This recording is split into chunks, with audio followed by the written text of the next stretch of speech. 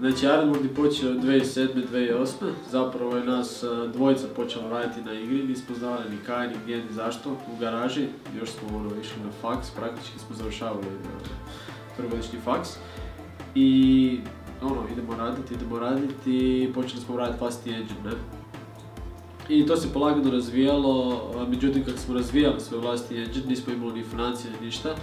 Uspjeli smo nekako povećati broj članova tima na 5, 6 kroz par godina, pa eventualno kako je to počelo ličiti na nešto, ta naša prva igra Red Solstice. Dobili smo bili nagradu za najbolji zvuk, za zvučne efekte i bili nominirani za tehničku izvedbu i grafičku, mislim da je bilo.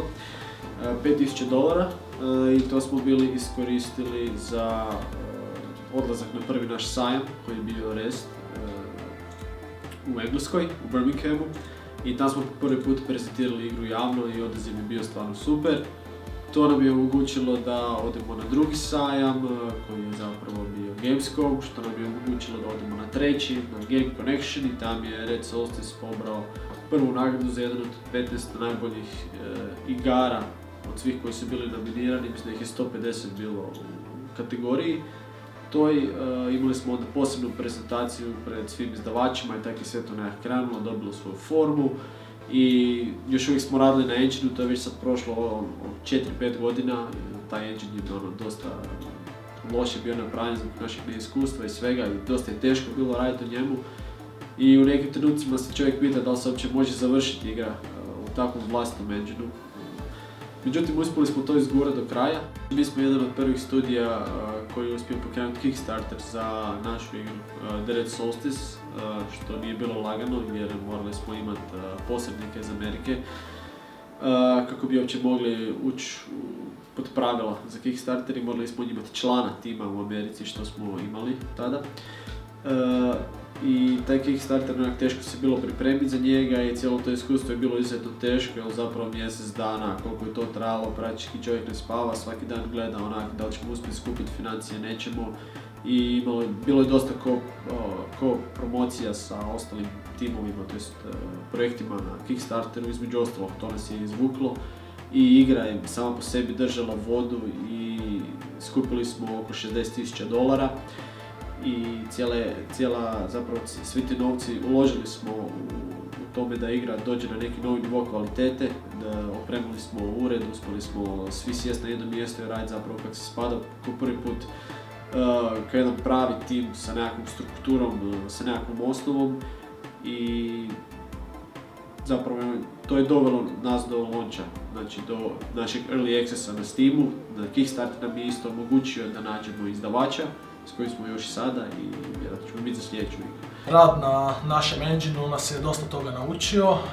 On ima svoje probleme jer morate graditi engine iz nule, znači tu se sad više ne radi o tome da svoje resurse trošite na izgradnju same igre i na tome da gledate šta u igri potrebno, nego zapravo pola vremena provodite krpajući taj engine. Imali smo dosta programera koji su dolazili i odlazili, znači neko napravi neki svoj dio koda, druga osoba to mora krpati pa se neke stvari duplo rade, neke stvari fale i zapravo imajući svoj engine koji nije dugo vremena razvijan, koji je razvijan kroz nekakvo neiskustvo je dosta problematično i dosta vremena se zapravo troši na engine, a ne na razvoj same igre. Zato smo odlučili jednostavno preći na neki od gotovih engine-a jer su dosta jaki, pružaju jako puno mogućnosti, odmah imaju eksport prema drugim platformama, znači ne moramo se baviti time da posebno radimo za specifične platforme i sad razmatramo par mogućnosti. Tu su naravno ti poznati engine o kojima svi znate i vidjet ćemo s vremenom zapravo koji će se pokazati najbolji. Ironwood je prvu igru napravio u svom engine-u. Svi dečki koji su radili na toj igri su hardcore gameri i u stvari vizualni stil su, imam osjećaj, podredili gameplay. Sad za novu igru su mene doveli u tim da im pomognem oko vizuala i oko audiovizualnih elemenata igre. Pošto je od početka u stvari The Red Solstice imao nekakve audiovizualne reference u filmu i u povijesti pop kulture. Mislili su da će moje znanje iz područja filma i zvuka u stvari pomoći da ostvare još više tu svoju ideju i izoštre to još više. Tako da, u stvari, moja zadaća je da im pomognem izoštriti tu ideju. Mislim da nam to za sad ide jako dobro. Meni je velika pomoć to što oni imaju u stvari jasnu sliku o tome što žele. I mislim da će novi naslovi u stvari biti puno bolje, kako da kažem, izdefiniranje njihovi ciljevi koji su u stvari već dosta godina furali. The Red Solstice je znači taktički šuter, top-down je pogled. Znači on se svodi na to da igrači igraju znači, do 8 igrača, sveden je na nekakve taktičke odluke koje oni donose, moraju se ponašati koji je jedan tim, koji je jedan entitet, dosta se ovisi o drugim igračima. Dosta je bitan survival u cijeloj igri, skupljanje resursa, zatim skupljanje bilo kakvih itema ili bilo čega što će vam pomoći u preživljavanju. Najbitnije zapravo u igri je da je bazirana ili orijentirana prema multiplayeru.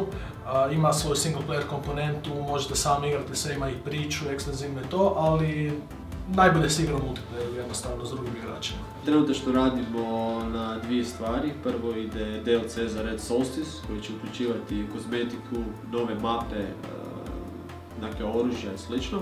A glavni projekt na kojem sada radimo i planiramo ga završiti ove godine je zapravo Twisting Shooter koji se nalazi u istom svijetu kao i Red Solstice igra, u istom univerzumu je i to je zapravo na neki način spin-off. Za sada su to jedini detalji koje možemo podijeliti, pa bit će uskoro neki javni.